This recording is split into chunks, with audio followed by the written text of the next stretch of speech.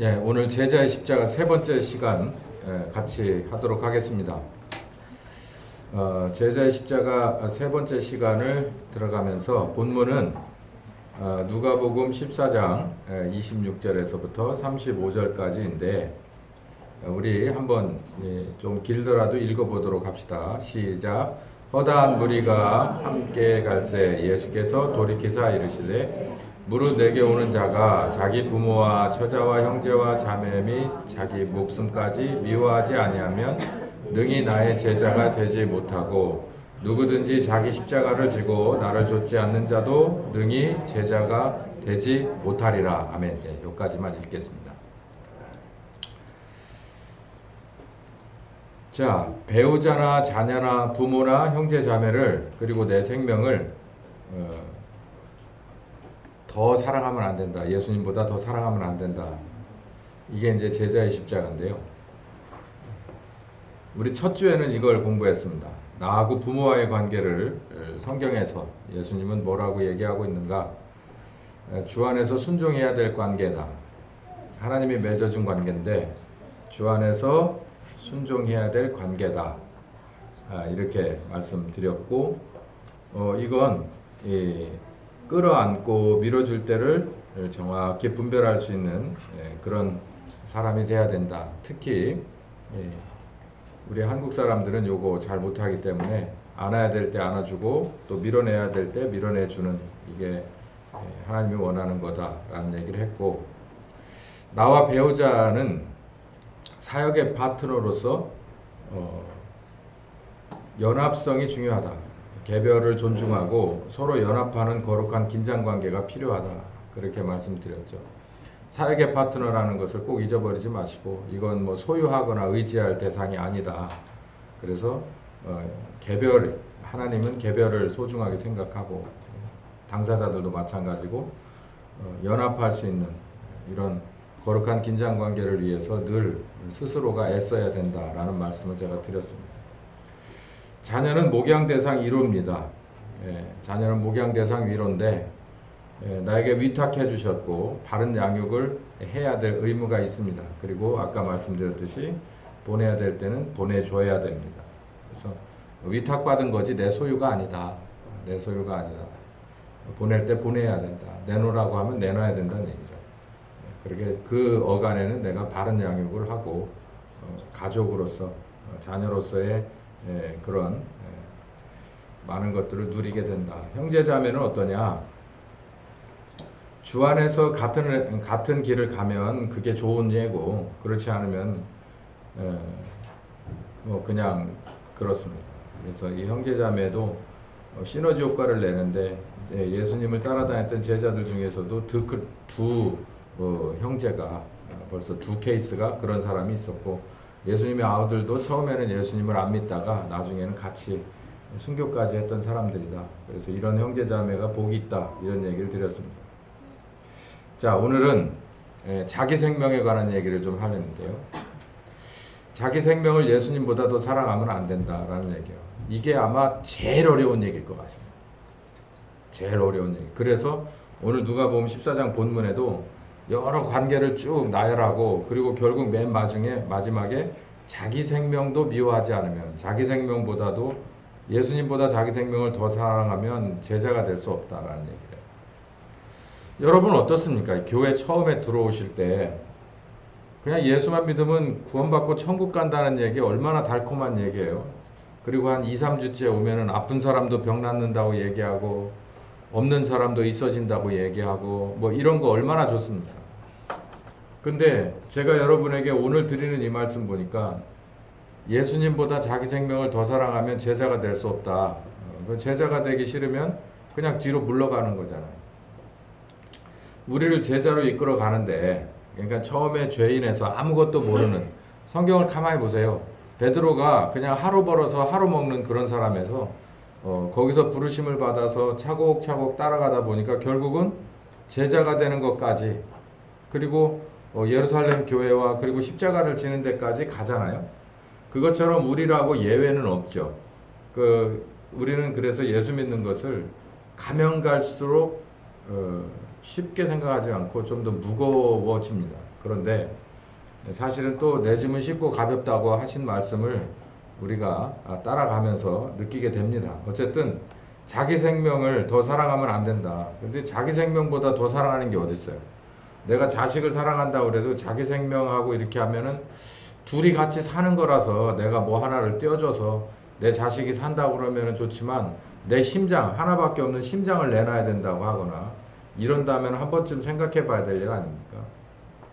그만큼 하나밖에 없는 자기 생명은 그 어떤 가치보다도 소중한 거죠. 근데 이거보다 예수님을 더 사랑해라. 가능할까? 라는 겁니다. 도대체 어떤 사람이 그럴 수 있을까? 더군다나 살아있는 사람이 한 번 죽어본 적도 없는, 한 번 태어나고 한 번 죽는. 근데 죽어본 적이 있어야 아니 그거 별거 아니네 그러고서 드릴 수 있을 텐데 우리 생명은 하나잖아요. 그리고 시작이 하나듯이 끝도 하나인데 이거 어떻게 하면 좋냐. 저를 잘 따라와 보시기 바랍니다. 하나님의 공의는, 그러니까 하나님은 진리잖아요. 진리를 가져다가 문자로 기록해 놓으면 그게 법입니다. 성경에서는 계명이고 율법이에요. 그리고 특히 자유민주주의 세계는 법치주의 세계죠. 가만히 생각해 보세요. 그 법정 드라마나 이런 걸 보면 막 감정이 막 끌어올라서 주체 못할 때가 있습니다. 원수를 직접 갚고 싶을 때가 있죠. 그런데 원수를 직접 갚으면 안 됩니다. 법치주의 사회에서는. 저는 가끔 이런 생각을 해봐요. 이 법이라는 게 참 고상하다. 이게 하나님을 닮은 거다. 만약에 우리가 법치주의 사회가 아니라 그냥 약육강식에 그냥 왕 밑에서 그냥 있던 그런 이상한 그 뒤죽박죽된 세상 속에서 힘을 가지고 숫자가 많으면 강하면 이기는 세대에 있다면 아마 세상이 지금하고는 전혀 딴판일 거예요. 저희 어렸을 때는 요만했을 때는요. 동네에서 한 중학교 1, 2학년 형이 있으면 그게 거의가 다 그 형들에 의해서 동네 분위기가, 애들 분위기가 좌우됐었습니다. 그 형이 인자 안 형이면 그 동네가 그런 식으로 가고 어느 형 하나가 굉장히 까칠하면 그 밑에 있는 애들이 다 그렇게 가는 거예요. 이 세상도 아마 법이 없다면 그렇게 될 거예요. 그거보다 더 심각할 겁니다. 어디라고 보면 될까요? 법이 통용되지 않는 나라의 그 도시를 가만히 상상을 해보세요. 말도 아니지 않습니까? 근데 우리가 지금 이 정도 그래도 정리된 삶을 사는 건 이 법치 국가이기 때문이고 이 법을 준수하려고 하는 사람들의 준법 정신이 살아있기 때문입니다. 이 법은 어디서 왔냐면 하나님에게서 왔어요. 이 하나님의 이 법 철학은요, 바로 공평과 정의입니다. 공의예요. 공평과 정의인데 신명기 19장 21절에 보면 같이 읽읍시다. 시작. 내 눈이 긍휼히 보지 말라. 생명은 생명으로, 눈은 눈으로, 이는 이로, 손은 손으로, 발은 발론이라. 법 철학이 이래요. 그러니까 이거 뭐 되게 야박하냐, 무정하냐. 그렇지만 여기 보니까 이렇게 써요. 네 눈이 긍휼하게 보지 마라. 공평하라는 얘기예요. 생명이 만약에 사라졌으면 어떤 사람은 생명 갖고 나와야 된다는 얘기예요. 제가 여기 파란 그 언더라인을 친 게 왜 그러냐면 생명을 구하고 싶으면 생명 가지고 나오면 되는 거예요. 얘긴 간단한 거예요. 생명을 상했으면 생명으로 갚으라는 거고 죽을 사람을 살리고 싶으면 생명으로 나오라는 거예요. 그게 공평과 정의의 하나님의 법 철학이에요. 로마서 6장 23절도 바울이 그렇게 얘기했어요. 죄의 값은 뭐다? 사망이다. 왜? 야, 이거 죄의 값이 사망 너무 진짜 센 거 아니야? 이게 어떤 면에서 확실한 게 뭐냐면 죄라고 하는 것은요, 교정되지 않습니다. 유일하게 교정할 수 있는 방법은 소멸시켜버리는 것밖에 없는 거예요. 사람이라고 하는 것도 정말 그러니까 가끔가다 이런 이상한 소리 하죠. 그 죽어야 끝나는 일이라고. 사람이 살아있는 한 절대로 해결되지 못하는 숙제들이 많이 있어요. 근데 그 중에 하나가 이 죄 문제입니다. 그 개인의 죄 문제는 죽어야 끝나는 거예요. 그 사람 그냥 살아있으면 그 죄가 교정되지 않는단 말이에요. 그래서 이렇게 얘기했어요. 죄의 값은 사망이다. 그 숙주되는 사람이 죽어야 해결되는 거다라는 거예요. 생명을 구원한 일은 반드시 생명으로, 안 그러면 임무를 완수할 수 없다. 이 얘기가 무슨 얘기냐면 하나님이 우리를 향하신 뜻은 죄로 인해서 죽을 수밖에 없는 사람들을 구원해내는 것입니다. 자, 이거 보세요. 하나님의 한편의 얼굴은 공의의 얼굴입니다. 냉정하죠.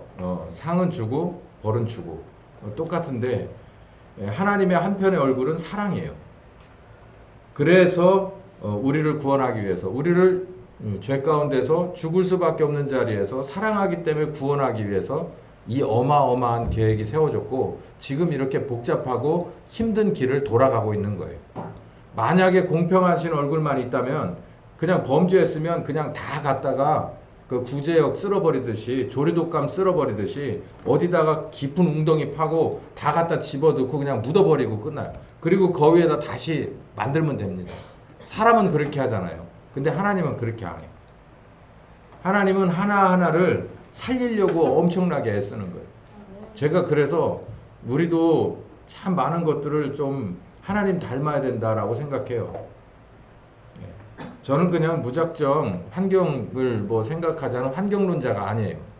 근데 이거를 좀 배워야 될 필요가 있는 게 하나님은 우리와 같이 이렇게 무책임하지 않더라. 그냥 구덩이 파고 묻어버리고 거기에 새로운 것을 짓는 우리들은 그렇게 하는데 하나님은 그렇게 하지 않더라. 누굴 향해서? 우리를 향해서. 근데 우리는 세상에 살면서 그런 식으로 살아간다는 거죠. 그거 못된 거죠. 어쨌든 하나님은 그래서 사랑의 얼굴이 있습니다. 공평과 정의의 얼굴이 있고 사랑의 얼굴이 있어요. 이 두 가지가 아주 적절하게 균형을 이루면서 지금 세상이 그나마 이만이나 하고 사는 거예요. 하나님의 사랑은 결정체가 예수님의 십자가로부터 지금 현재 무엇으로 드러나 있냐면 빛과 소금 된 교회와 신자들로 나타나 있습니다. 그러니까 저와 여러분은 이제 빛과 소금으로서 온전하게 세워지면 이게 하나님의 사랑의 결정체로 드러나는 것이죠. 그 사랑의 결정체 때문에, 그리고 공평과 정의의 하나님의 정말 예민하고 날카로우시고 확실한 그런 운영 지침 때문에 세상은 정말 한순간에 어두워져서 한순간에 그냥 뒤죽박죽 돼서 쓰레기 더미가 돼버릴 것 같은 세상도 지금 그나마 근근히 어디까지, 야 여기까지가 끝이고 내가 추수 끝났다고 할 때까지 이렇게 가는 거예요. 우리를 먼저 사랑하신 하나님입니다. 로마서 5장 6절에서부터 8절. 제가 지금 계속 여러분을 어디로 끌고 가고 있냐면, 그러기 때문에 내가 내 생명을 다하여서 예수님의 십자가를 증거하기 위해 달려갈 수 있어, 그렇게 할 수 있어 라고 하는 곳으로, 정말 저 높은 곳으로 이렇게 끌어가려고 하는 거예요. 그러니까 하나씩 하나씩 이 말씀을 음미하면서 이 말씀이 진짜 그렇구나, 그러면 이 말씀을 즐기면서 따라가면 되는 겁니다. 제가 성경 말씀을 다 대드리잖아요. 그러니까 이 말씀에 유의하면서 따라가세요. 이 꼭지 제목을 봅시다. 하나님의 법 철학은 공평과 정의다. 이 세상을 향해서. 그리고 하나님은 사랑의 얼굴이 있다. 그래서 죄인이었던 우리를 먼저 사랑했다. 먼저. 로마서 5장 6절에서 8절 여기만 읽어봅시다. 시작. 우리가 아직 죄였을 때에 그리스도께서 우리를 위하여 죽으심으로 하나님께서 우리에게 대한 자기의 사랑을 확증했다라는 거예요. 우리들 중 누구도 내가 죄인이기 때문에 이러다가는 정말 영원한 심판받아서 지옥 가지 않겠냐, 고민이다, 이거 누가 우리를 건져내 줄까라는 생각을 아무도 안 했지만 하나님은 그렇게 하셨다고. 어디에 나오냐? 그게 창세기 3장 15절이에요. 그때 이미 선언하셨고 때가 되니까 그리스도께서 오셔서 몸을 입고 오셔서 십자가를 지고 죽으셨다는 거예요. 자, 이 어마어마한 이 선물 더미를 우리는 겉으로도 핥아 먹지 못하고 있는 경우가 많아요. 그냥 이게 하나님이 우리에게 주신 은혜다라고 하는 그걸로 그냥 그렇게 이걸 어떻게 하지도, 그걸 풀어 헤쳐서 그 안에 것이 얼마나 우리에게 큰 영양가가 있고 우리를 살리는 특효약인지를 알아야 되는데 겉으로 이걸 어떻게 빨아먹지도 못하고 있으니 그게 문제라는 말이에요. 자, 요한일서 4장 19절에 우리가 사랑하면 그가 먼저 우리를 사랑했다라는 거예요. 먼저 사랑했다. 먼저 사랑했다는 거예요. 먼저 하는 게 쉽지 않습니다. 아무도 안 하는데, 아니 본인 스스로도 내가 문제 있다라고 생각을 안 하는데, 정말 하나님이, 우리가 하나님을 알아요? 모르잖아요. 그런데 하나님이 가만히 보고 자기를 알아주지도 못하죠. 그리고 본인 스스로가 죽을 상황이라는 것도 모르죠. 이런 사람들에게 하나님이 뭔가 해법을 냈다는 거예요. 근데 그 해법이 약국 가가지고 드링크 하나 하고 그냥 요만한 캅셀 몇 개 갖다 주고 던져주고 가는 게 아니라 자기의 아들을 십자가에다가 대신 죽여야 하는 그 어마어마한 해법을 남겨뒀다는 거예요. 먼저. 그러니까 예수님의 그 아들의 십자가를 우리가 이 복습해 볼 때 예수님의 십자가, 달려 죽으신 십자가를 봤을 때는 먼저라고 하는 얘기가 가장 먼저 우리에게 와야 돼요. 모르는데 선교사가 우리나라에 들어와서 죽었어요. 토마스 선교사가. 그냥 뭐 우리를 알아서 들어왔어요? 뭐 조선에 가면 뭐 뭔가 큰 비전이 있을 거라고 생각하고 들어왔어. 뭐 좋을 게 있다고. 예, 우리 흔히 말로 뭔 나올 게 있다고 여기를 와서 그 고급 인력이 그 창창한 나이에 와서 대동강가에서 그냥 한 방에 죽어야만 합니까? 먼저예요. 먼저 우리를 사랑했어요. 우리는 여기서 한 50%는 그냥 넘어져 버리는 거예요. 먼저 사랑했다는 이거 똑바로 알면 그 다음부터는 그냥 머리가 숙여질 수밖에 없는 거예요. 그러니까 제가 아까 말씀드리죠. 이 예수님의 그 아버지 하나님의 어마어마한 우리를 향한 패키지를 뜯어보지 못하고 겉으로도 빨아먹지도 못하고 뜯어보지 못했기 때문에 우리는 뭘 내놓지 못하냐면 우리를 내놓지 못하는 거예요. 먼저 사랑했대요. 요즘 세상에 먼저 손 내미는 사람이 어디 있어요? 요즘 같은 세상에 먼저 알아서 해주는 사람이 어디 있어요? 근데 우리가 죽을 수밖에 없어서 자기 아들을 십자가에 대속을 했대. 이게 어마어마하게 커서 이해가 가고 받아들이기가 힘들어서 그렇지, 이거 알면 그냥 한 50%는 그냥 머리 숙일 수밖에 없는 일이죠.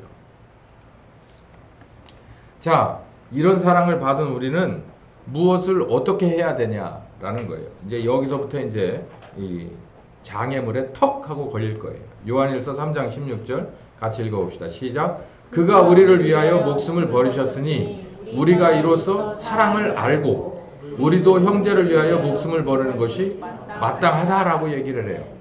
이게 요한일서는 누가 썼냐면 이 사도 요한이 쓴 겁니다. 나머지 요한 2, 3서는 뭐 누가 썼네 이렇게 얘기가 많은데요. 요한일서는 이거는 사도 요한이 쓴 게 정확하다는 게 정설이에요. 사랑에 관한 얘기를 특히 요한복음에서 얘기를 많이 했죠. 사랑의 계명 얘기도 많이 하고. 그 요한이 요한일서를 쓰면서 다시 이렇게 말합니다. 그가 우리를 위하여 목숨을 버리셨으니 우리가 이로써 사랑을 알았다. 제가 아까 말씀드리죠. 예수님의 십자가를 생각할 때 무엇을 알아야 되냐면 사랑이라는 게 뭔지를 알아야 된다는 거예요. 사랑이라는 게 뭔지. 제가 성경 공부를 하면서 이런 지적을 하나 했어요. 하나님의 사랑하고, 그러니까 이 예수님의 십자가에 죽으신 바로 이런 고귀한 사랑과 우리들이 아는 사랑 중에서 가장 근사치가 하나 있어요. 그게 뭐냐면 엄마가 아이를 사랑하는 사랑. 이 아빠가 아이를 사랑하는 거는 이건 거기에 될 수 없고요. 엄마가 아이를 사랑하는 것, 이게 바로 우리를 위해서 목숨을 버리신 예수님의 사랑과 거의 근사치입니다. 그래서 하와에게 그 특권을 줬어요. 그래서 자녀를 기르면서 무엇을 느끼냐면 하나님이 나를 이렇게 사랑했구나라는 거예요. 그 저는 엄마가 돼 본 적이 없기 때문에, 저는 여자로서 아이를 사랑해 본 적이 없기 때문에 이게 뭔지에 대해서는 말로 설명도 못 하겠습니다. 근데 가장 근접한 것은 바로 하와가 자기 자녀를 사랑하는 거예요. 자, 그러면서 뭘 안다는 거냐면 우리 사랑이라는 게 뭔지를 안다는 거예요. 그러니까 이 예수님이 우리를 위해서 목숨을 버리신 사랑에 대해서 얼마나 아냐는 거죠. 우리가 가장 근사치는 엄마가 돼서 아기를 낳아보고 그 아이 때문에 전전긍긍해 보는 건데, 그렇지 않으려면은 좀 더 완벽하게 알으려면 예수님의 사랑이 내게 있어서 어떤 건지, 그 사랑이 어떤 맛인지, 어떤 느낌인지 우리가 제대로 알면 그 다음 행동이 나올 수밖에 없다라는 것이죠. 그러니까 이거를 수학으로 풀면은 무슨 얘기냐면, 내가 아직도 여기 본문에 의하면 형제를 위해서 목숨을 버리는 것이 두려워지면, 그럴 필요를 못 느낀다면 내가 아직도 예수님이 나를 위해서 죽은 사랑을 모른다는 얘기예요. 여기가 문제예요. 여기가. 예수님의 사랑이 뭔지를 알면 자동으로 이렇게 나올 수밖에 없다는 거예요. 형제를 위하여 목숨을 버리는 것이 마땅하다. 여러분, 가끔 지금 6월이잖아요. 6월이 되면 우리 6.25 사변 있잖아요. 그러면은 뭐 예전에는 자주 나왔어요. 6월 한 달 동안 그 6.25에 관련된 영화들이 많이 나왔죠. 그 6.25에 관련된 영화들 보면 전선에 배치돼서 덜덜덜덜 떨던 그 군인들이 갑자기 교전이 시작되면 그냥 머리를 땅바닥에 쳐박고 그냥 소총 여기다 놓고 그냥 막 쏘는 순양합니다. 저래가지고 무슨 군인인가 싶어서 이렇게 가만히 좀 더 지나치면 조금 있다가 옆에 있는 내 동료 하나가 턱 하고 쓰러져요. 그러면은 막 다 몰려 들어가지고 누구야 누구 일병 뭐 누구 상병 막 그러면서 막 끌어안고 막 피는 흐르고 막 옆에서 막 그냥 시끄럽고 막 난리가 나요. 그러고 나면 사람들이 조금 눈빛이 달라집니다. 그런 경우를 한 서너 번쯤 겪으면 이제 베테랑들이 다 돼요. 웬만큼 총알이 빗발쳐도 머리 숙이지 않고 어디서 날아오는지를 보고 어떻게 대처해야 되는지를 합니다. 우리는 바로 이런 경험을 해야 돼요. 이런 경험. 예수님이 우리를 위해서 목숨을 버리셨다는 것을 우리는 정말 제대로 경험을 해야 됩니다. 그러면 반사적으로 뭐가 나오냐면, 나도 이렇게 해야 되겠구나 라고 하는 생각이 나오는 거예요. 그 경험을 해야 됩니다. 창세기 22장에 보면은 아브라함이 자기 아들을 아낌없이 하나님 앞에 바칩니다. 그런데 9절부터 10절까지 보면은 이렇게 단 위에 올려놓고 아들을 도대체 어떻게 된 아빠가 그렇게 자녀를 하나님 앞에 번제로 바칠 생각을 하냐. 그 얘기가 이제 후반부에 나올 텐데요. 창세기 21장에 보면 부엘세바의 경험을 했기 때문이에요. 부엘세바의 경험은 바로 한마디로 말하면 하나님이 당신의 아들을 십자가로 보내는 경험을 부엘세바에서 아브라함이 경험합니다. 그 마음. 그리고 하나님이 요구하자 그 마음 그대로를 여기 나오잖아요. 형제를 위하여 목숨을 버리는 것이. 아버지 하나님이 나를 위해서 아들을 그렇게 했으니 내가 그렇게 못한다는 게 말이 되냐.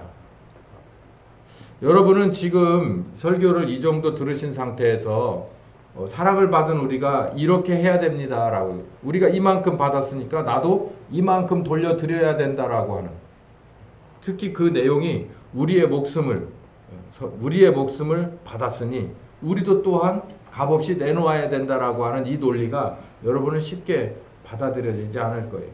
그러나 이게 공평하다라는 얘기입니다. 이게 정말 쉽지 않은 일인데 사도행전 20장 16절에서 27절 보면 바울의 결기가 나옵니다. 예배소 교회 사람들을 마지막으로 만나서 그들과 나눈 대화예요. 이별의 대화인데 그 대화 중에서는 참 눈물겨운 일들이 꽤 있었습니다. 여기 우리 파란 언더라인만 읽어볼까요? 시작. 나의 달려갈 길과 주 예수께 받은 사명 곧 하나님의 은혜 복음을 증거하는 일을 마치려 하면은 나의 생명을 조금도 귀한 것으로 여기지 않는다. 그러므로 오늘 너희에게 증거하노니 모든 사람의 피에 대해서 내가 깨끗하니 이는 내가 꺼리지 않고 하나님의 뜻을 다 너희에게 전하였음이라 라는 거예요. 이제 사실 껍질만 남은 그 망고풍상을 다 겪은 자기 껍질이 정말 피가 흘리고 살이 찢어져서 내 목숨이 끊어지지만 않았을 뿐이지, 내가 너희들을 향해서 하나님 앞에 가도 내가 이 정도는 더 해주고 왔어야 하는데, 이런 거는 더 했어야 되는데 라고 하는 것이 아무것도 남지 않았다는 거예요. 미련 여한 없이 내가 너희들을 향한 사역을 다 마쳤다. 이제 단순히 남았다면 이제 이 껍질인 이 몸이 주님 앞에 드려지는 것만 남았다. 근데 그것도 나는 물러서지 않고 달려갈 거다라고 얘기를 하는 거예요. 이 바울은 여기 이 말씀에 따르면 요한일서에 따르면 요한일서 3장 16절의 말씀에 따르면 그가 우리를 위해서 목숨을 그가 나 바울을 위해서 목숨을 버리셨다는 것을 제대로 아는 사람입니다. 그랬기 때문에 이런 사도행전 20장에 이런 얘기가 나올 수 있었던 거죠. 우리는 이걸 본받아야 돼요. 본받는 것뿐만 아니라 이걸 완전히 우리도 또한 마스터를 해야 됩니다. 그게 바로 오늘 본문 누가복음 14장에 네 생명도라고 하는 말씀이에요. 인생의 삶과 죽음. 자, 이제 여기서부터는 사실상의 해법이거든요. 어떻게 해야 내가 내 생명을 우리 주님보다도 더 사랑하지 않고 그럴 수 있을까라는 거예요. 자, 저는 여기서 이 설교의 한계를 먼저 말씀드리고자 하는데요. 이 세 가지를 제가 써왔습니다.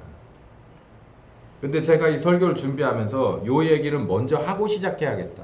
사실은 내 생명을 주님 앞에 다 내놓을 수 있는 이 제가 생각하는 이 세 가지인데요. 요 세 가지를 여러분에게 말씀을 사실은 드려도 이거는 그냥 사람의 설명이기 때문에 여러분에게 제가 볼 때는 5%도 영향을 끼치지 못할 거라고 생각해요. 단 5%도. 근데도 저로서는 이렇게밖에는 설명할 수 없다라는 거예요.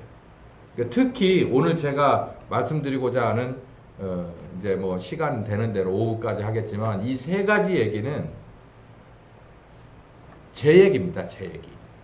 그리고 성경에 나오는 이 말씀 따른 제 얘기이기 때문에 여러분이 들어서 효과가 좀 있었으면 하는데 이 얘기는 그냥 시작에 불과하고 여러분이 성령님하고 여러분에게 필요한 내 삶을 주님 앞에 드리는 내 생명을 주님 앞에 내놓는 그 헌신이 있을 법한 하나, 둘, 세 가지 정도가 여러분에게는 별도로 있어줘야 된다는 거예요. 여기에 나오는 얘기는 그냥 제 얘기입니다. 첫 번째, 인생의 삶과 죽음이 우리 예수님 안에 있다는 것을 알 때 내가 내 생명에 대한 애착이 내 생명에 대한 중요성이 내 생명에 대한 미련이 한 50%는 떨어집니다. 계시록 1장 16절에서 19절 한번 봅시다. 시작. 내가 볼 때에 그 발 아래 엎드려져 죽은 자 같이 되매 그가 오늘 손을 내게 얹어 가라사대 두려워 말라 나는 처음이요 나중이니 그리고 사망과 음부의 열쇠를 가졌노니.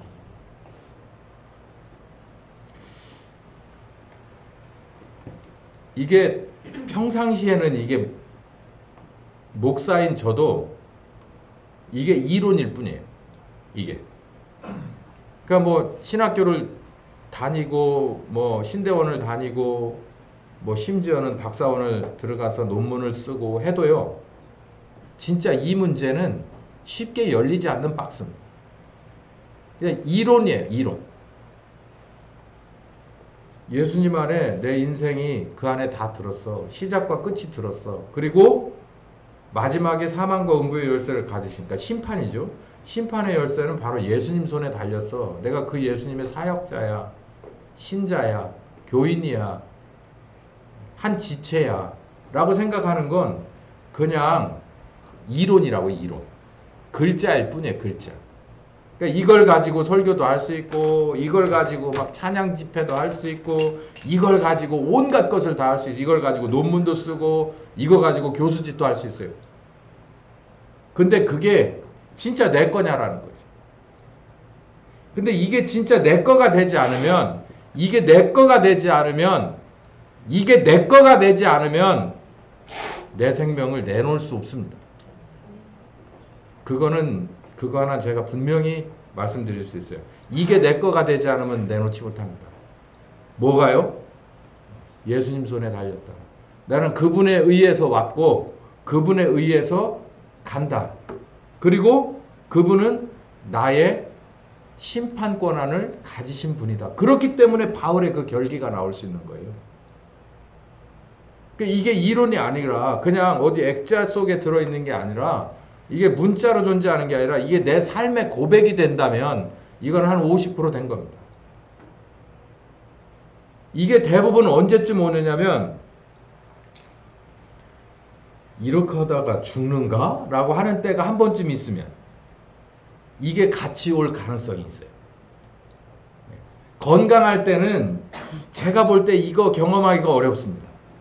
근데 이게 갑자기 어느 상황에서 푹 꺼져가지고 여기서 정말 못 일어나고 마는 거 아니야? 라는 생각이 들 때 저로서는 참 심각하게 고민을 했어요. 이야, 이게 이런가? 그러면 우리 모두가 다 죽음의 문 앞에 한 번쯤 가봐야 되냐? 뭐 제가 그렇다고 그래서 같이 다 끌고 갈 수는 없잖아요. 물속에 들어가서 한 2분 50초 숨을 쉬지 말자는 동 이렇게 할 수가 없잖아요. 그거는 제 권한이 아니고 제가 그렇게 할 수도 없는 일인데 제가 분명히 말씀드렸잖아요. 이거는 제 얘기라고. 제가 이런 고비가 있을 때 많은 은혜가 제게 오더라고요. 아, 이게 진짜 이 말씀이 내 인생의 시작과 끝은 바로 주님 손 안에 있구나. 그리고 그분이 이 모든 것에 관한 심판의 권한도 그분 손에 달렸구나라는 거죠. 여러분 어찌하든지 기억하세요. 이건 아마 순서가 있을 겁니다. 이건 누구 손에 달렸냐면 여기에 나오듯이 예수님 손 안에 달렸어요. 이 사람을 이만큼 신앙에 업그레이드를 시키고 이만큼 사역자로서 업그레이드를 시키려고 할 때는 아마 이것도 물어볼 겁니다. 그러면 이런 상황이 어떤 상황이 됐든 이런 상황에 한 번쯤은 갈 거예요. 그래서 알 겁니다. 여러분 예수님도 40일을 금식하셨어요. 아라비아 3년 동안에 바울을 기억해 봅니다. 그 안에서 세부적인 하루하루의 일기장이 없어서 그렇지 아마 그 안에서 이루어졌을 거라고 저는 생각을 해요. 내 인생의 삶이 그리고 죽음이 그분 안에 들어있어요. 예, 그분 안에 들어있어요. 이건 그냥 말이 아니라 이게 내 거가 됐을 때 아직도 여러분 앞에 엄청나게 길어 보이십니까? 저는 여기서 오늘 구하라고 막 찬송을 하는데 그런 은혜를 받았어요. 우리들의 죽음이 바로 어디 있어요? 이 문 앞에 있네. 그 생각이 드는 거예요. 이 생각에 여러분 진심으로 동의가 됩니까? 예?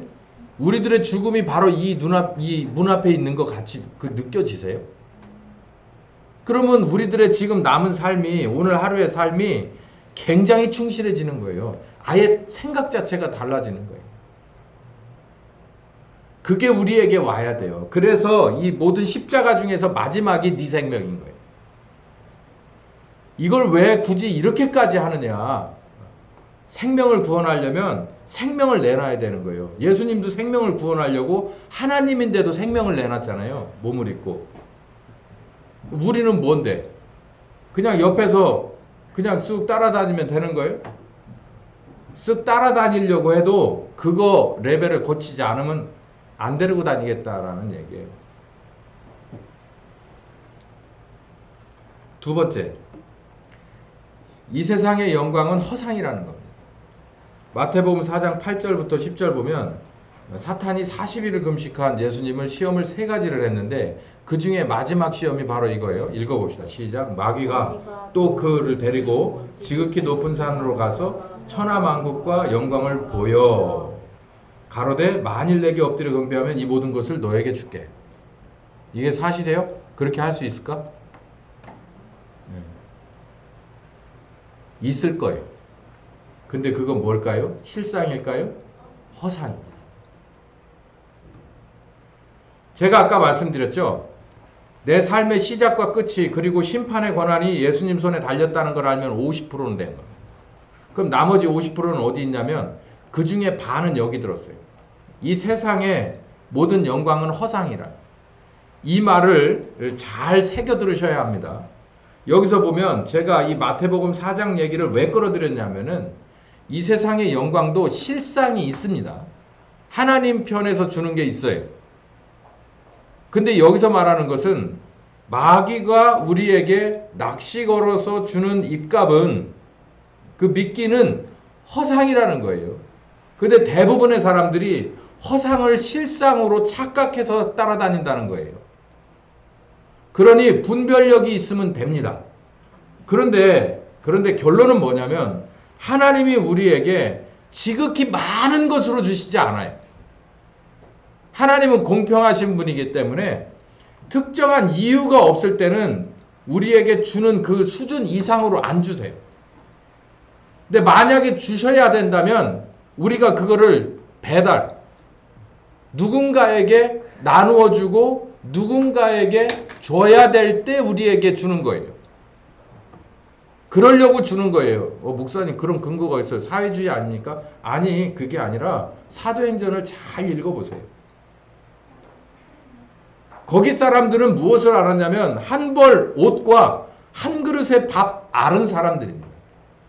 근데 여기 보면 이 마귀가 제시한 것은 허상이라고 하는 게 뭐냐면 모든 천하 만국이 그 영광이라고 하는 것이 뭐냐면 옆에 있는 사람의 그릇까지 옆에 있는 사람의 입은 옷까지를 다 긁어 모아서 내 창고에다 넣어놓은 것을 영광이라고 말해요. 근데 하나님이 원하는 것은 뭐냐면 내가 뭔가가 있으면은 이 사람을 줘야 될 상황이면 얼른 주는 것이에요. 그러면 내가 없어지냐? 안 없어진다는 거예요. 안 없어진다는 거. 근데 우리는 뭐라 그러냐면 저기 있는 사람 것도 좋아 보이면 갖고 싶고 저기 있는 사람의 그릇도 그냥 평범한 밥인데 저게 먹고 싶으면 뺏고 싶은 거예요. 그러면서 그 안에다가 자유 시장 경제라는 얘기를 넣어요. 그러면 거기에 반하는 그냥 사회주의적인 교회냐? 목사냐? 아니라니까. 하나님이 주는 방법은 내게 많이 주셨으면 거기에 해당하는 만큼 하나님이 원하는데 쓸 줄 아는 사람인 거예요. 가만히 생각해 보세요. 자꾸 쌓아놓으면 뭐가 생겨요? 보물을 어디에다 쌓으라 그랬습니까? 여기다 쌓지 말라 그랬어요. 왜 여기다 쌓지 말라 그랬을까요? 썩어요. 누군가가 훔쳐가고 썩어요. 시골에 노인분들이 그렇게 5만 원짜리를 방바닥에 깔아놓는답니다. 이유가 뭔지 잘 모르겠어요. 저기 강릉 어딘가에서 불났는데 소방관들이 애를 먹었다잖아요. 노인네들이 와가지고 내 5만 원짜리 좀 찾아달라고 뭉칫돈 좀. 그래서 농담인 줄 알았더니 진짜 들어가 봤더니 집집마다 노인네들이 그냥 5만 원짜리를 깔아놓고 살아가지고 그거 어떻게 안 깨지게 주워다가 재래도 갖다 드리느라고 애 먹었다잖아. 제가 그 얘기를 보고서 참 신기하네. 말씀이 딱 맞네. 그 5만 원짜리 갖다 깔아놨더니 홀랑 타버렸네. 누군가가 알면 훔쳐가겠지. 시골에 도둑이 얼마나 많은데. 그건 그냥 아주 극단적인 상징이고, 여러분 이 세상의 영광이 허상이라는 것은 하나님이 주시는 실상이 있고 사탄이 꾀이는 허상이 있다는 것을 아는 사람은 굉장히 단단해집니다. 예, 그걸 말씀드리는 거예요. 천하만국의 영광? 이게 뭘까? 마태복음 6장 21절에 보물 얘기를 하면서 오늘 제가 말씀드린 그 얘기를 해요. 보물 얘기를 하면서 분별해라. 보물이 진짜 보물이 뭐냐? 니네가 생각하는 진짜 보물이 뭐냐? 그러면서 하나님이 너희 보물 아니냐? 이렇게 말하는 거예요. 그래서 이 세상의 것, 이 세상의 재물과 하나님을 겸하여 섬길 수 없는 이치를 너희는 분별할 줄 알아야 된다라고 얘기하면서 이렇게 설명을 해줍니다. 너희 목숨이 중요하냐? 먹는 게 중요하냐? 입는 게 마시는 게 중요하냐? 어떤 게 중요하냐? 목숨이 중요하죠. 그래서 먹으려고 찾고 입으려고 찾고 마시려고 찾는 거 아닙니까? 근데 이 모든 목숨이 누구 손에 달렸다? 하나님 손에 달렸다.